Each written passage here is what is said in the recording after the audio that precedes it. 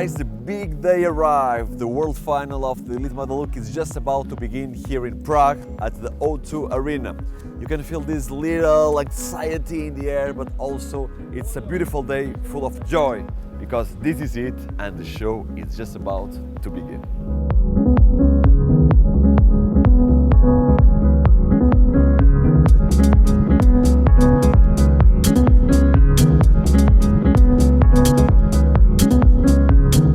Hair and makeup are now on. Very soon everyone starts to dress up and the show will start very shortly. At this moment I think that you feel a little bit nervous, a little bit anxious because everything until this point was for this moment.